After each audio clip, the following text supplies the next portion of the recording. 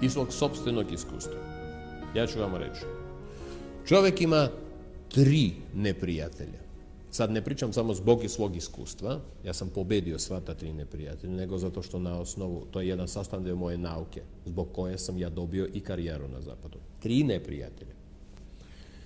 Jedan je, koliko god do bolno za neke zvuči, čudno zvuči. Jedan je neprijatelj strah. Svi imaju strah. Strah je uvijek potreban, ali nikad se ne zna koliko je potreban. A šta ako bi, kad bi, sasvim dovoljno za 2 mjeseca ti imaš, ako se trešeš sa vobijem i tako dalje. Strah, jedan od neprijatelja. Drugi, prošlost. Jako čudno zvuči. Ješ, kako bi prošlost? Ne priča se o prošlosti, priča se o količini i dedication, kako se kaže dedication. Posvećenosti toj prošlosti. Ljudi žive u prošlosti, ne znajući. Ti živiš 1 minut u prošlosti i izgubio si 1 minut u budućnosti. A prošlost treba da postoji samo kao osnov za budućnost. A ne, prošlost se pretvara u budućnost. A ljudi obično žive tako. Oni žive svi unazad. Znate zašto? Lakše je. I 3. neprijatelj je, opet koliko god čudno zvuči, naročito kad ja to kažem, razmišljanje. Čudno. Misliti je jedan od najvećih neprijatelja. Objasnit ću. 100 puta sam objasnio, 101 put ću objasniti. Kao roštilj, vrlo srpski ću objasniti.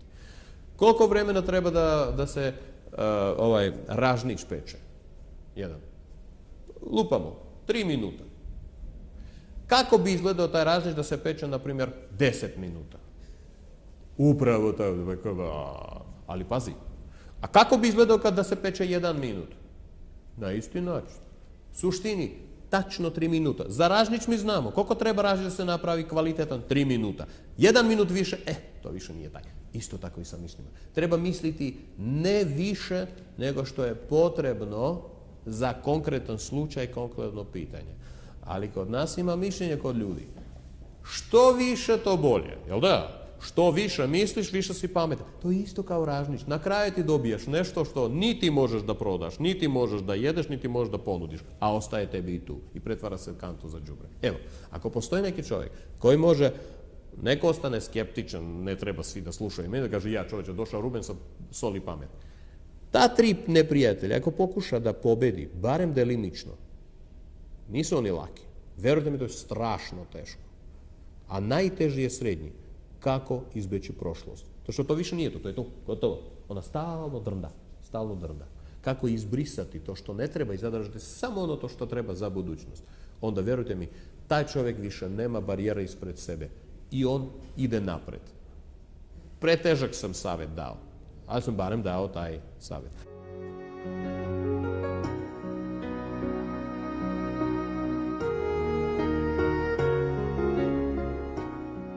I sad, vi ste pitali još nešto, a ti ljudi koji imaju neke sposobnosti, osjećaju neke sposobnosti i tako dalje.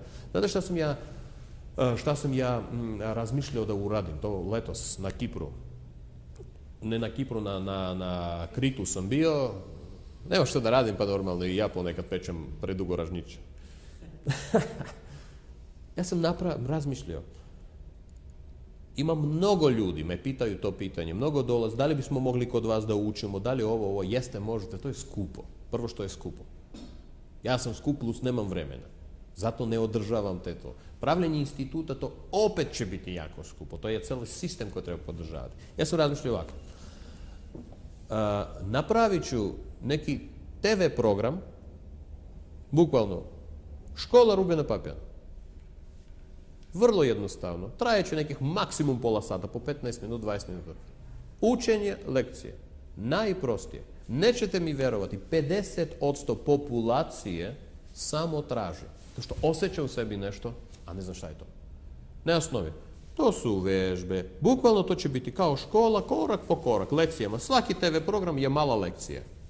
I ako jedan čovjek, na primjer, u roku od 2-3 mjeseca prosledi to, barem on će sistematski znati kako napreduje. To će njemu omogućiti bez troška, zato što ne može, i bez trošenja vremena, da ga nešto nauči televizor. Možda će se to ostvariti. Mislim da ovo što nije loše.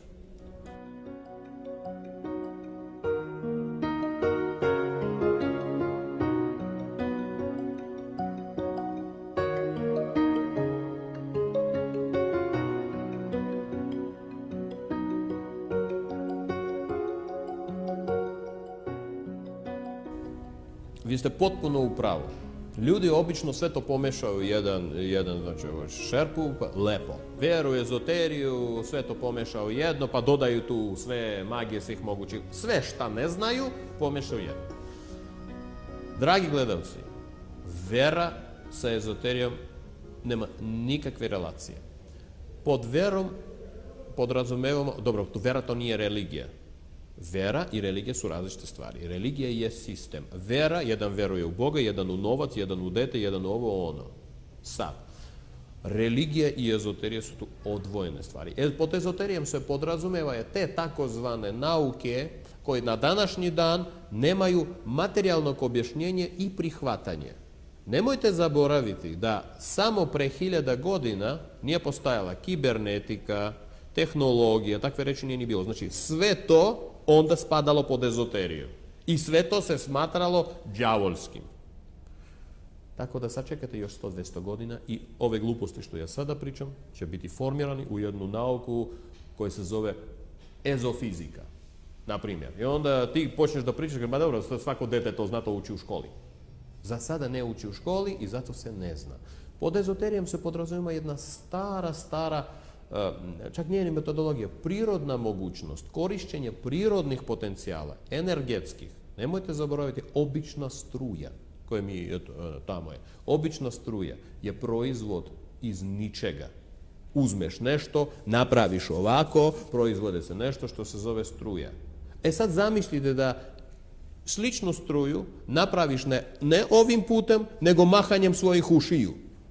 I proizvedeš ne kroz tehnološku mašinu, nego kroz biološku mašinu, koja je stvorena da koristi tu energiju. To je samo forma mašine kako će ona iskoristiti. U suštini mi svi koristimo, da li nauka ili ne nauka, potpuno isti izvor. A to je energetski potencijal koji posjeduje ne samo zemaljska kugla, nego apsolutno sve. Na kraju krajeva to ništa novo neću reći, da kažem, najobičnija materija, stolica na kojoj sedim, u suštini nije ništa drugo nego konsistencija energije.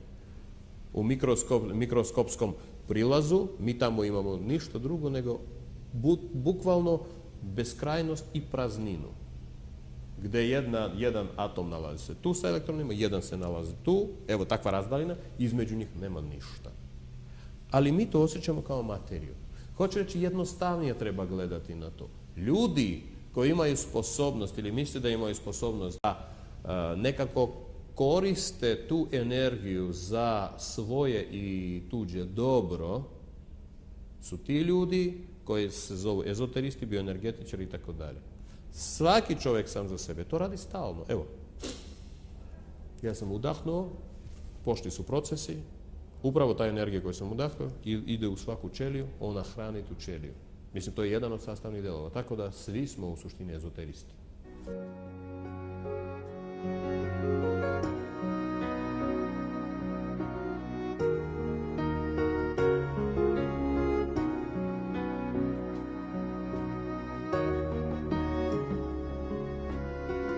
Suština, tako stvoren ovaj svet. Niti sam ja to smislio, niti niko nije ni smislio.